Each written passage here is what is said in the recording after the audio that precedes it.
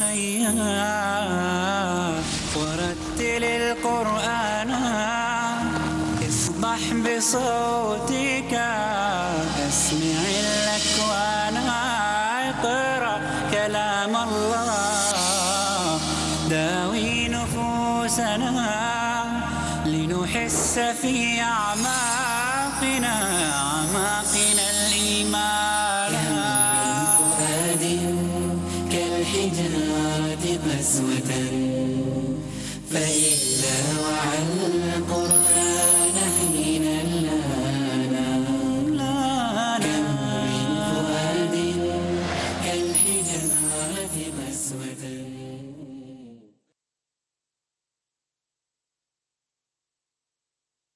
Inshallah, more interesting question and answer session. Your session, your opportunity to cross-question Dr. Zakir Naik. Your opportunity to ask for clarifications on what has been spoken and any other question you may have on the topic. To derive more measure, more mileage in the available time that we have, you need to follow the following rules. Kindly note. 1. Your question should be on the topic, Al-Quran, should it be read with understanding only? Second point, your question should be brief and to the point, preferably framed in 1 to 5 sentences. This is question time for you, not a lecture or a thesis discussion time. Please note. Third point, your question should be only one at a time. For your second question, you need to go back at the queue and line up again and await your chance. The next question from the brother in the rear. Yeah, this is the question for a non-Muslim brother. My name is Sufyan and his name is Ankit. Assalamu alaikum. He have one question which is divided into 2 parts. He was about to become a Muslim. He took a step back. He told that as a Hindu, Muslim also have a caste. Like you are divided into Shia, Bori, Sunni, Jamati, Ahladis. And he have a second question that he can go to the graves, Qabristan, and he can ask from them as they are the mediator between him and Allah. Brother asked the question that one of his Hindu friend was about to accept Islam. He took a step back, thinking that even in Islam there are sects like how they have in Hinduism. In Islam, they have got sect, Shia, Sunni, Jamaat Islami, Ahl Hadith. Brother, you read the Quran. There is no Shia Sunni in the Quran. There is no Shia Sunni, there is no Jamaat Islami, there is no Ahl Hadith in the Quran. What does the Quran say? Quran says in Surah Al-Imran, chapter number 3, verse number 103, وَاعْتَصِمُوا بِحَبْلِ اللَّهِ جَمِيعًا وَلَا تَفَرَّقُوا. Hold to the rope of Allah strongly and be not divided. The rope of Allah is the glorious Quran. We have to hold to the glorious Quran and the authentic hadith of Muhammad sallallahu alaihi wasallam and be not divided. And it's clearly mentioned in the Quran, in Surah Anam, chapter number 6, verse number 159, where Allah says, He says to the Prophet, that, O Prophet, if anyone makes divisions, sects in the religion of Islam, you have nothing to do with him. Allah will look after his affairs on the day of judgment. So making sects in Islam is haram. It is prohibited. What was our beloved Prophet? Was he Shia? Was he Sunni? What was he? Our beloved Prophet Muhammad sallallahu alaihi wasallam, you are the Muslim. That is the reason when I spoke about the master key of Surah Al-Imran, chapter 3, verse 64, it says, Ta'ala ila kalimatin sawa'in bayna baynakum. Allah na'budu illallah, wa la nushrika bihi shay'an, wa la yattakhidha ba'duna ba'dan arbaban min dunillah, fantawallaw, faqulu shahadu bi anna muslimun. That says, ye bear witness that we are Muslims bowing our will to Allah. So, Muslim is a person who submits his will to Allah subhanahu wa ta'ala. So tell your friend, in Islam, there is no caste system. There is no sect. We have to be Muslim. Muslim means someone who submits his will to Almighty God. And anyone who submits his will to Almighty God, he is called as a Muslim. And if we have to ask Allah, Allah says in Surah Fatiha, chapter number 1, verse number 5, Iyyaka na'budu wa iyyaka nasta'in. Thee alone we worship, thee alone we ask for help. Allah says in Surah Ghafir, chapter number 40, verse number 60, you ask me and I will answer your prayer. So if you want to ask Allah directly.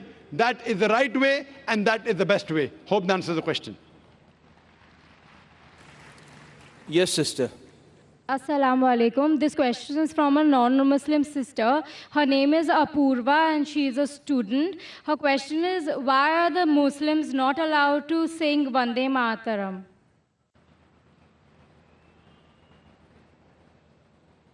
The sister asked the question that why are Muslims not allowed to say Vande Mataram? Before I give the answer, this is a common question, why are Muslims not allowed to say Vande Mataram, which was even asked in the press conference, beginning of the conference, by the press media. Before answering that, I would like to tell you that even the Hindus, even they should not say Vande Mataram. Because if you know the song written by Bankim Chattopadhyay, Vande Mataram means I bow down to my motherland, Vande Mataram. It occurs thrice in the full song.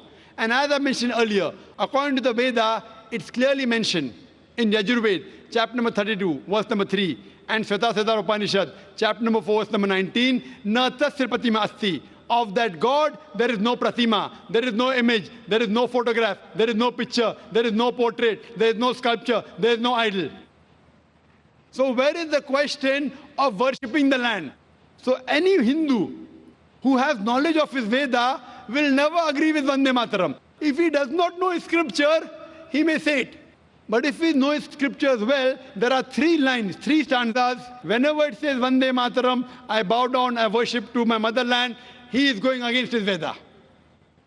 As far as the Muslims are concerned, there are 12 lines which are against the Quran and the Sahih Hadith. Thrice it says that I bow down to my motherland, which is prohibited. In Islam, we only bow to our Creator Allah subhanahu wa ta'ala. We Muslims, as long as the law of the land does not go against the law of the Creator, we are for the country. We love the country. We want to support the country. We want to upbring the country. If required, for the truth, we are ready to die for the country. But we are not ready to worship the country. Because we worship only Allah subhanahu wa ta'ala. He alone requires to be worshipped. And this land, who is the creator of this land? Allah, Almighty God. So why should we worship the creation? Worship the creator, not the creation. And furthermore, there are stanzas in Vande Mataram talking about divine, giving attributes, talking about Lakshmi, talking about Durga. All these things, they go against the concept of the Quran. That's the reason. And if you go back to history, this became a political issue just a couple of years back. You know, it was written in 1860s or 70s by Bankim Chattopadhyay. It was more of a political motive. And today they want to make a political gimmick, not realizing it is going against their own religion. This song, Vande Mataram, is going against their own religion. So my advice is, not only Muslims, my advice to the Hindus is that even you don't say Vande Mataram. Yes, brother. Assalamu alaikum. My name is Leon John, and firstly I'd like to thank my friend Nurullah for bringing me here and giving me this opportunity to hear some wonderful teachings from you. Now I've got 2 questions to ask.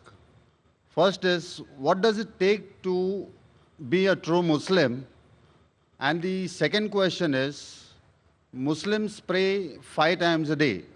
Why don't we Catholics and other religions pray 5 times a day? Is there any explanation for this? Brother asked 2 questions.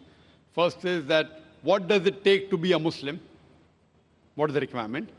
And second is, why do Muslims pray 5 times, Catholics pray less? What is the reason? As far as what does it take to be a Muslim, as I mentioned earlier, Muslim means a person who submits his will to God. So if you submit your will to God and follow the commandments of God, you are a Muslim. The number one thing is that you bear witness that there's no God but Allah, no God but one true Almighty God, and you bear witness that Prophet Muhammad is the servant and the messenger of this God. This is the basic faith. It is a fundamental creed known as Shahada. So once you say this, you enter into the basic fundamental creed. And to be a good Muslim, you should submit your will to Almighty God. So if you follow the commandments given by Almighty God in the Quran and the teachings of the Prophet Muhammad, peace be upon him, in the authentic hadith, then you'll be a good practicing Muslim. As far as the second question is concerned, why do Muslims pray 5 times and we Christians, we pray less? The reason is, we Muslims, Salah is a sort of programming towards righteousness. See, normally people, they say pray. Pray is not the right translation of Salah. Pray means to ask for help. In Oxford Dictionary, pray means beseech. In Salah, we don't merely ask for help. Besides asking for help, we are getting guidance from Allah subhanahu wa ta'ala. In other religions, they only ask for help. In Islam, besides asking for help, we are getting guidance from Allah subhanahu wa ta'ala. For example, if the Imam, after Surah Fatiha, he recites the verse of the Quran, of Surah Maida, chapter number 5, verse number 90. Ya ayyuhallazina amanu, O you believe, innamal khamru wal maisuru, most certainly intoxicants and gambling, wal anzabu wal azlamu, dedication of stones, divination of arrows, rijsum min amali shaitan. These are Satan's handiwork. Fashtanibu lalakum tuflihun. Abstain from this handiwork that you may prosper. Here we are getting guidance from Allah subhanahu wa ta'ala in our salah that don't have intoxicants, don't gamble, don't do fortune telling, don't do idol worship. These are Satan's handiwork. Abstain from it that you may prosper. So besides asking for help, besides asking, we are getting guidance from Allah subhanahu wa ta'ala and we are thanking Allah subhanahu wa ta'ala. So I prefer calling salah as programming towards righteousness.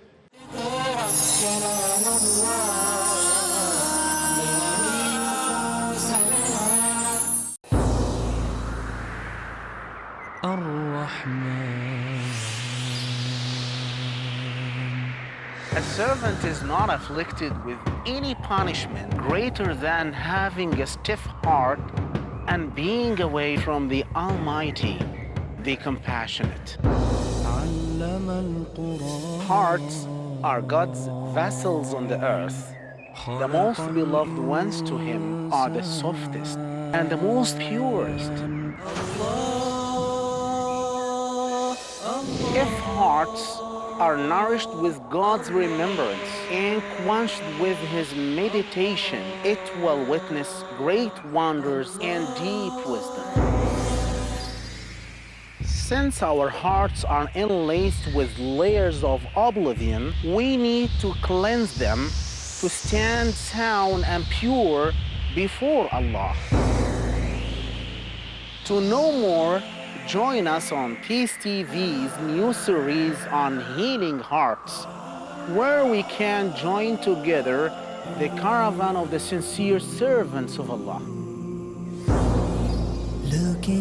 Let's try and purify our hearts from all destructive sins to taste true success in Healing Hearts.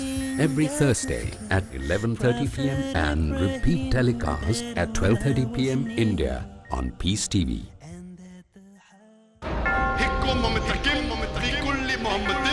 He's most sweet. He's altogether lovely. He's my beloved. He's my friend. Oh daughter of this. Oh daughter of this. The coming of the Prophet Muhammad, peace be upon him. If the Christians do not believe that Quran is the word of Almighty God, I will prove from their scripture. Narrated clearly, mentioned unambiguously. The Bible, which the Christians believe is the word of God, Predicted precisely. that Prophet Muhammad, peace be upon him, is also mentioned in your Bible. Dr. Zakir reiterates the unequivocal prophecies about Muhammad, peace be upon him, in the Old and New Testament. In Muhammad, peace be upon him, in the Bible, in Truth Exposed. Next on Peace TV.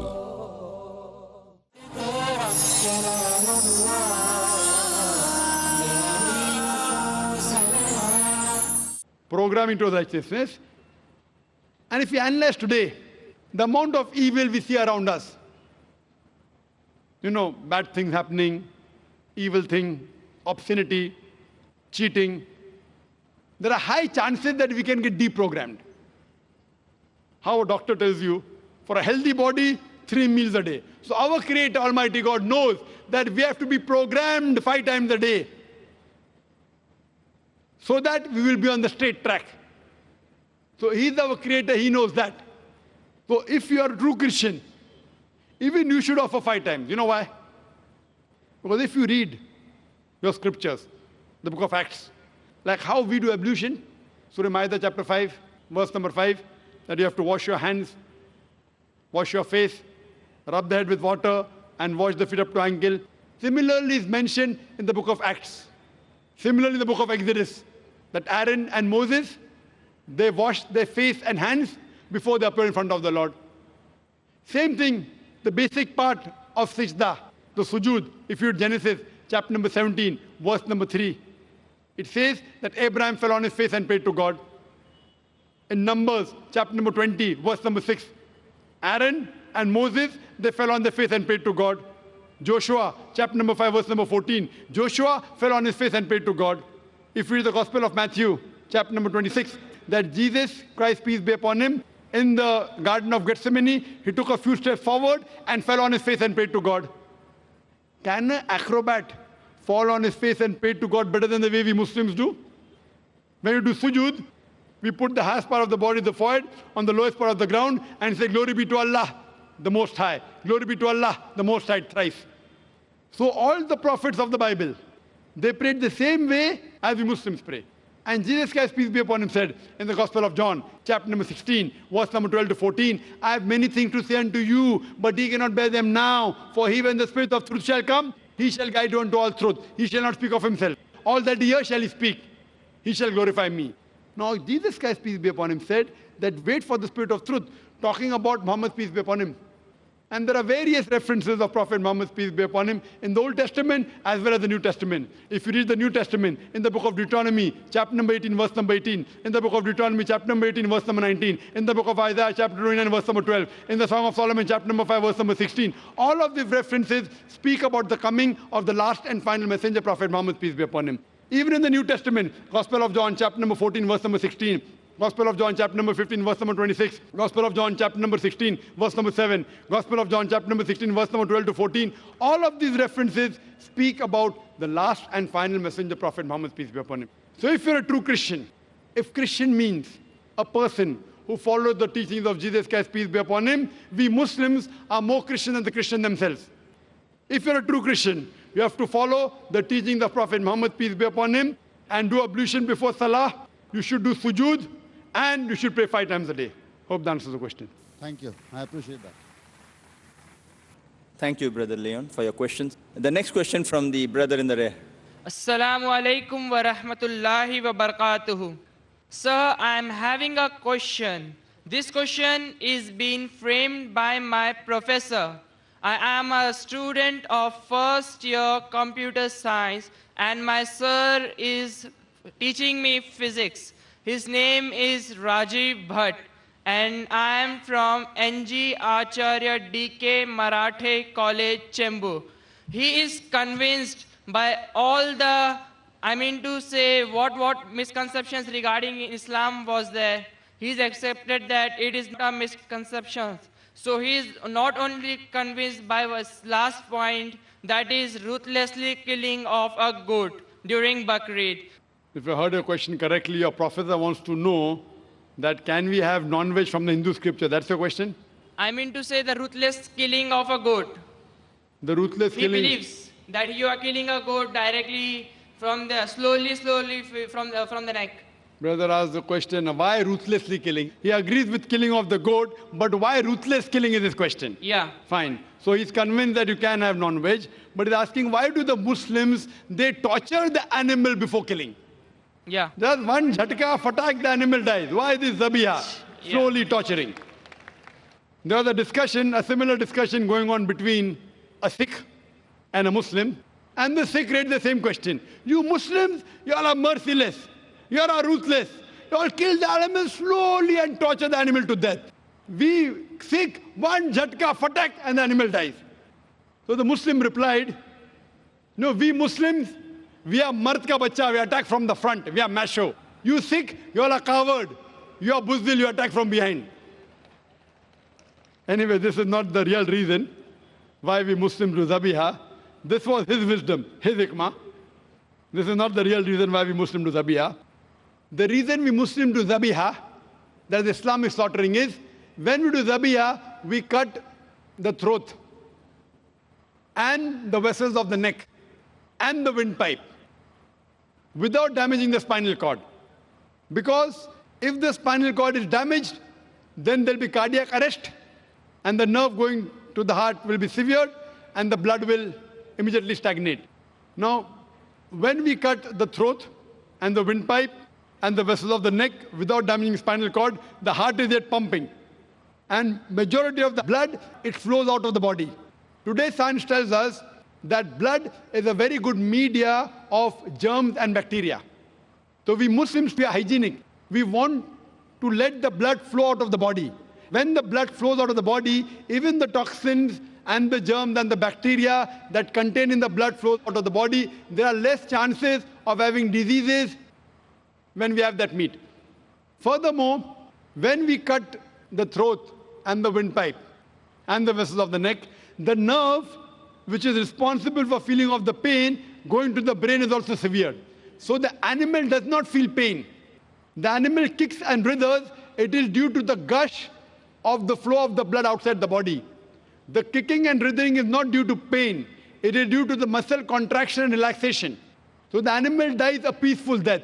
In the method of stunning, very often the animal dies a painful death after hours. So the Islamic method of slaughtering is far more humane. And furthermore, if you slaughter the animal by the Islamic Zabiyah method, the mutton and the meat remains fresh for a longer time because it does not have blood. Hope that answers the question, brother. Jazakallah khair. Yes, sister. Assalamu alaikum. I'm asking this question on behalf of my friend who is a Hindu. His name is Sachin and is an actor by profession. He would like to know why Muslim women are not allowed in the Qabristan or graveyard, and if it is the grave that women are not allowed to visit, then does that include the dargah? Sister asked the question that why aren't women allowed to visit the graveyard? And there are various different hadith. There are hadith in Sahih Bukhari in which the Prophet said he prevented the women from going to the grave. And the reasons may be many, because maybe they are very emotional and they may not be able to take the death of a human being. That's one of the reasons. And furthermore, there are other occasions in which the Prophet said that these women are not allowed because of the deeds. That may restrict certain women because of their deeds. So this is the reason why women are not permitted into the grave. Though there are scholars, other scholars, who do say that there are different hadiths in which the Prophet did permit certain women to go, depending upon the context. As far as the question is concerned that about the grave, the beloved Prophet Muhammad said that a person should visit the grave, it will remind you of your akhirah. That means it reminds you that finally you have to die. But when you go to the grave, you should pray for the person, not to the person or through the person. Hope that answers the question. Yes, brother. Your name and profession and your question. My name is Kedar and this is my friend Nazish. My question to you, Mr. Naik, is that the laws that govern the universe have not changed from the time the universe was created. They were always there since the creation of the universe. So does God have any choice in changing the laws of the universe since time immemorial? Why hasn't God not changed the laws which governs the universe? If the God has no choice in changing the laws of the universe, then why call him God? The brother asked a very good question, that the laws of the universe have been same since the time it has been formed. So does God have a choice of changing the laws or not? And if God does not have a choice, then why call him God? I agree with you. It is God's choice that he does not want to change. That's the reason he hasn't changed. He should not follow your choice. So it is God's will that he does not want to change. Now you are forcing him to change. Why should he follow you?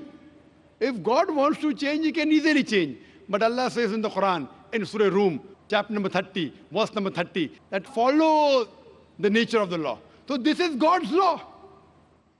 If he wants, he can change, but does not want to change. That's his choice. Now you will tell him that, okay, that God, he wants to make the sun rise from the east and set in the west. The challenge is can you make the sun rise from the west and set in the east? The answer is no. But on the day of Qiyamah, one of the signs of Qiyamah is that the sun will rise from the west. To show that if God wants, he can do it. So on the day of judgment, Qiyamah, that will happen. How will it happen? Allah Alam. So Quran says clearly in Surah Fatir, chapter